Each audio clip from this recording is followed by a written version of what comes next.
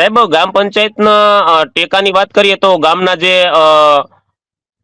ન્યાયના હિત માટે જે લોકોએ સપોર્ટ આપ્યો છે, ગામમાં બધા જ માણસોએ મને સપોર્ટ આપ્યો છે. સિવાય અચ્છા માજી સરપંચ અજુબા જયદીપસિંહ ગોહિલ હતા, અને આ વિદેશસિંહ છે એ તેમનો જ ભત્રીજો છે. અચ્છા, બરાબર છે. અને એ તો જયદીપસિંહ છે એમના, સાંભળો સાહેબ, જયદીપસિંહ છે એમના અને વિદેશસિંહના મને ભરતભાઈ માયાભાઈ સાથે બેસાડી દેવાના, પૈસા ની વહીવટ કરાવવાના, એવા બધા મને જયદીપસિંહ અને વિદેશસિંહ બંને ફોન કરે છે. આ જે જયદીપસિંહ છે એ અજુબા જયદીપસિંહ ગોહિલ, જે અમારા માજી સરપંચ હતા અગાઉ, એમના પતિ છે જયદીપસિંહ. તો એ તમે તમે આ બધું ફરિયાદમાં લખેલું છે, આ બધું જ તમે જે બોલી રહ્યા છો એ? હાલો. હા, તમે જે બોલી રહ્યા છો એ બધું ફરિયાદમાં લખેલું છે?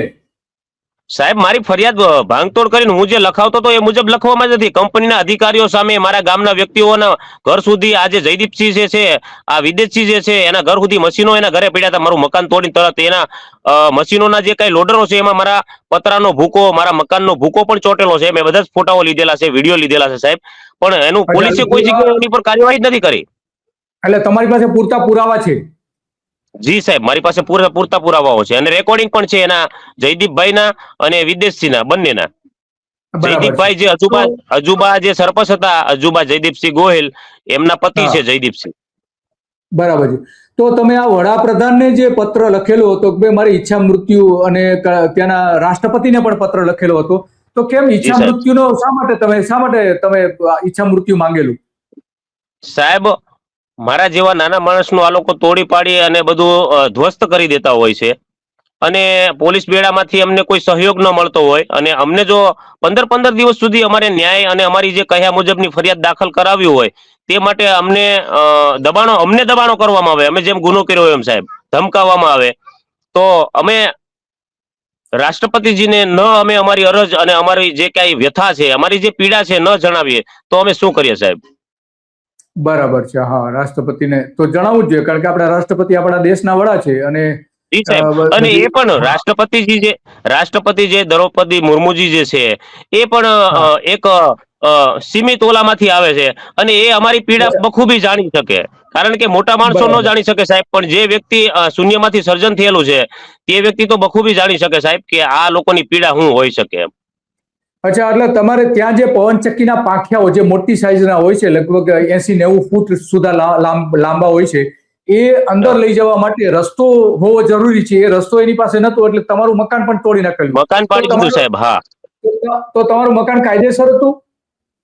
જી સાહેબ, ગામની અંદર અમે બાબર જ્ઞાતિમાંથી આવીએ છીએ, અને હા. સરપંચ દ્વારા પણ અમને જાણ કરેલી હતી, અને વખતો વખત જે અગાઉના ઠરાવો છે એના અનુસંધાને મફત તેમજ હરાજીમાં જે પ્લોટો ફાળવવામાં આવ્યા હતા, એમાંનો એક અમારા પાસે પણ ટુકડો હતો, અને એ અમારો વાડો હતો, અને ત્યાં જ અમે મકાન બનાવેલું હતું સાહેબ. અને એના વખતો વખતથી હું જે વેરા પાવતી છે, એના ચતુર્દિશાના દાખલાઓ છે, જે મેં અગાઉ પ્રધાનમંત્રી આવાસમાં ફોર્મ ભરવા માટેથી સાહેબ પ્રોસેસ કરી હતી, એટલે મારી પાસે તમામ કાગળો છે, જે અચ્છા. વખતો વખત ના છે સાહેબ.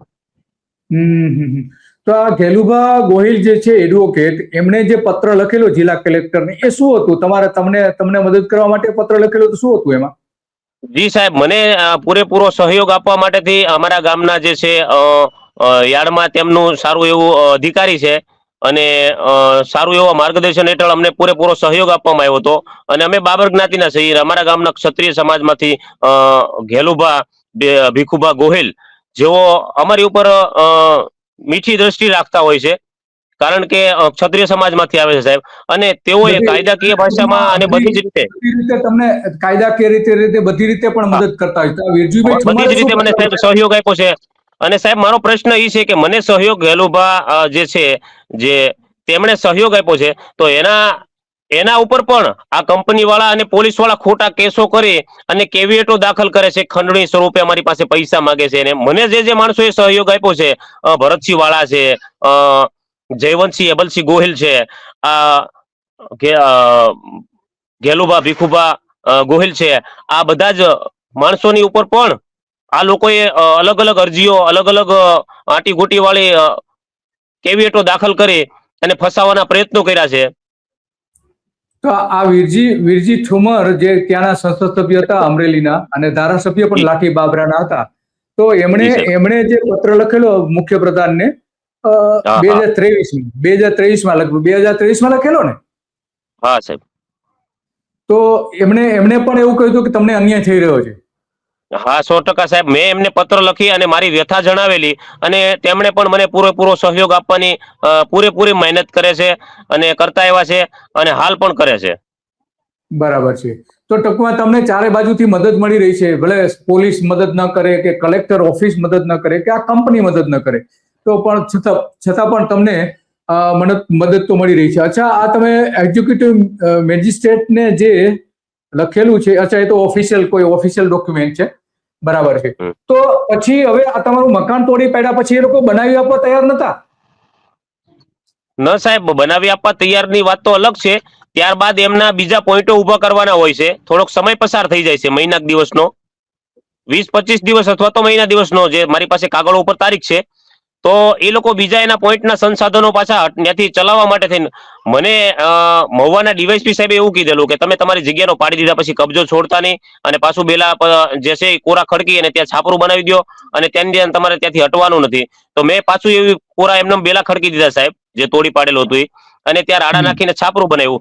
તો આ લોકો બીજી વખત જ્યારે આવે છે ત્યારે સાહેબ એના સંસાધનો કાઢવા માટે ટુકડી સાથે આવે છે.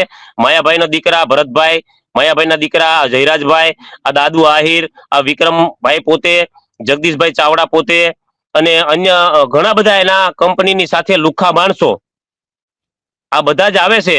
અને ત્યાંથી મારા જે બેલા ખડકેલા છે, જે છાપરું છે, મારો જે સામાન છે, બધું હટાવવા લાગે છે. હું એનો વિરોધ કરું છું તો મને એ લોકો મારી અને ગાડીમાં પાછળ ઠાઠે નાખી અને મારી ગરદન ઉપર પગ રાખી અને મને એ લોકો અપહરણ કરી અને લઈ જાય છે સાહેબ.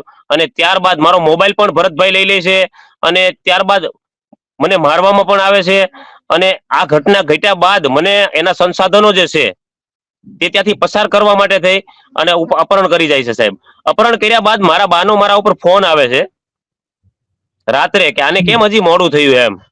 તો હમ. એવી 7-8 રિંગ વાગી એટલે જે મને લઈ ગયેલા હતા આ લોકો ગોધી રાખીને, તેમાંના એક હા. વ્યક્તિએ કીધું કે ફોન ઉપાડી અને તારા બહાર એટલી વાત કરી લે કે મારે મોડું હા. થશે એમ, અને તને અમે જીવતો જવા દઈશું, કે નકર ક્યાંક આના પોઈન્ટોમાં કને ખાડો કરીને દાટી દેવું, તારી લાશી હાથમાં નહીં આવવા દઈ સાહેબ. એવી ધમકી પણ આપી. તો હા, પોલીસને એટલે તમે મારા બાનો સાહેબ ફોન આવ્યો, એટલે એ એક વ્યક્તિએ મારા મોઢા સામે મારો જ ફોન ઉપાડી અને મારા સામે રાખ્યો, અને મને જે શીખવાડ્યું હતું એ મેં ના કીધું, અને મેં એવું કીધું કે આ કંપનીના માણસો અને ભરતભાઈ ને માયાભાઈ ના દીકરા ભરતભાઈ ની મારું અપહરણ કરીને લઈ ગયા છે. એટલે એ લોકોએ ફોન કાપી નાખ્યો સાહેબ. અને મારા બાએ મારું જે ગામમાં મકાન હતું ત્યાંથી જે વાહનો પસાર થઈને, મોટા મોટા ભૂંગળાઓ, પાંખિયાઓ, એના તમામ સાધનો, અત્યારે હાલ હું જે તમારી પાસે બેઠા બેઠા વાત કરું છું એ બગદાણા ઓથા રોડ ઉપર મારી 2 વીઘા વાડી આવેલી છે. અત્યારે હું ત્યાં રહું છું સાહેબ, ઝૂંપડું બનાવીને. તો હા. અહીંયાથી પસાર થયા એટલે મારા ભાઈએ એ બધા વાહન રોકી દીધા સાહેબ, કે મારા હા. દીકરાને નહીં લાવો ત્યાં સુધી હું અહીંથી વાહન હાલવા નહીં દઉં. ત્યારે પોલીસ મજબૂર થઈ, અને ત્યારે સાહેબ મેં